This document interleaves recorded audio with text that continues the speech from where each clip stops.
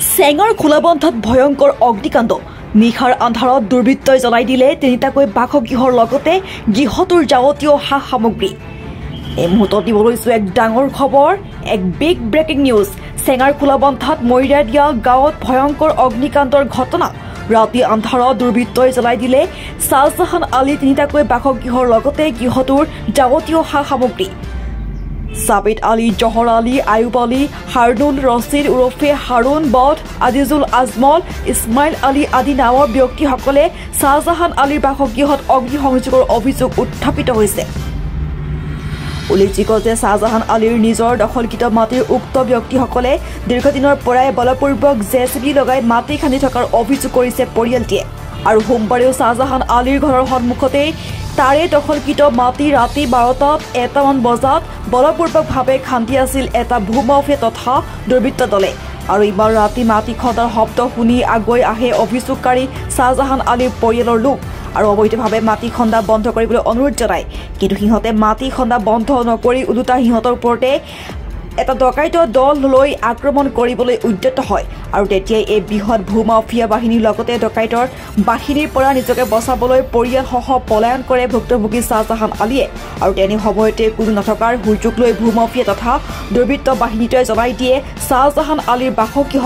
আৰু এই ভয়ংকৰ অগ্নিকাণ্ডটোত বিস্তৰ ক্ষতি সাধন হয় দৰিদ্ৰ পৰিয়ালটোৰ।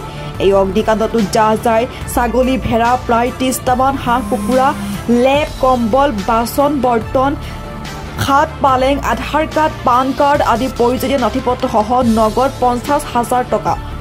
এই সমগ্ৰ ঘটনাবিলাক হাৰুণ নামৰ ব্যক্তিজনৰ ছত্ৰছায়াত হৈ আছে বুলি অভিযোগ পৰিয়ালৰ লোকৰ। আৰু এই ভয়ংকৰ অগ্নিকাণ্ডটোত প্ৰায় 20 লাখ টকাৰ ক্ষতিপূৰণ হোৱাৰ বুলি জানিবলৈ দিয়ে ভুক্তভোগী পৰিয়ালে। ইতিমধ্যে কাছুমৰা আৰক্ষী থানাত এজাহাৰ দাখিল কৰাৰ কথা প্ৰকাশ কৰিছে পৰিয়ালটিয়ে। কিন্তু আটাইতকৈ ডাঙৰ কথাটো হৈছে যে ৰাতি 12টা বজাত অবৈধভাৱে আনৰ দখলকৃত মাটি খান্দিবলৈ কোনে অনুমতি দিলে জেচিবি আৰু ট্ৰেক্টৰ চালকক।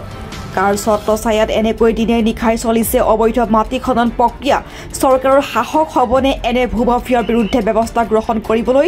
ন্যায় পাবনে ভুক্তভোগী নিৰীহ দৰিদ্ৰ শ্বাহজাহান আলীৰ দৰে পৰিয়ালসমূহে? নে আইনৰ চকু ধুলি দি একাংশ প্ৰভাৱশালী ব্যক্তিয়ে চলাই যাব ভূমাফিয়া তথা লুণ্ঠন ৰাজ? চৰকাৰ সাহস হ'বনে ভূমাফিয়া তথা দুৰ্নীতি খলনায়কসকলৰ বিৰুদ্ধে ব্যৱস্থা গ্ৰহণ কৰিবলৈ? সেয়া হ'ব সময়ত লক্ষণীয়।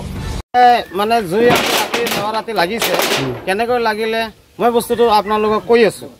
এতিয়াই চাওক, আকৌ 2 দিন আগত ৰাতি জেচিবি দি মাটি খান্দি আছে মোৰ ঘৰৰ ওচৰতে। মোৰ নিজা মাটি হয়, খান্দাত আমি বাধা কৰিছো। ইহঁতে বাধা মোৰ মানা নাই, তথাপি থানাতেও জনাইছো। থানাতে কৈছে কি যে চাইকেল পৰা তহঁতে কাগজ লৈ আহ। মই কৈছো ঠিক আছে, মই কাগজ লৈ আহিম, ইহঁতক বাধা কৰক। সেইটো ইহঁতক বাধা কৰা নাই। তেনেহ'লে আজি ৰাতি আকৌ আহিছে, ইহঁতে আহি মাটি খান্দি আছে। ৰাতি 12টাত গাড়ী লাগাইছে। এইটো আপোনাৰ সাবেদ আলী আহিছে, জহৰ আলী আহিছে, ইফালে আপোনাৰ ইছমাইল আইবেলি এহেত আহিছে। মানুহবিলাকৰ ঘৰ ক'ত? মানুহবিলাকৰ এতেই আছে, এইফালে এটা আছে, ইফালে এটা আছে, একফালে এটা আছে। এই ঠাইটোৰ নাম কি? ঠাইটোৰ নাম আপোনাৰ খোলাবন্ধা পৰে। আৰু আপোনাৰ এই জেচিবিৰ ড্ৰাইভাৰ আৰু জেচিবিৰ মালিক এহেতো আহিছে। এহেতক মই বাধা কৰিছো। বাধা কৰাতে মোক কৰিছে কি ধামকি দিছে, একদম নাঠি চাঠি লৈ দেখে দি আহিছে, ৰচালা তোকে আগে ধৰি লওঁ। তাৰপিছত মই দৌৰি এই ল'ৰা ছোৱালীৰ ৰাতি টানি চানি চব পলাইছো। তাৰপিছত এহেঁতে ঘৰত জুই লগাই দিছে। মোৰ ৰাতি মোটামুটি 1টা বজাত দিছে জুই লগাইছে। 1 ঘণ্টা মাটি কাটাৰ পিছত এনেকে কৰিছে কামটো।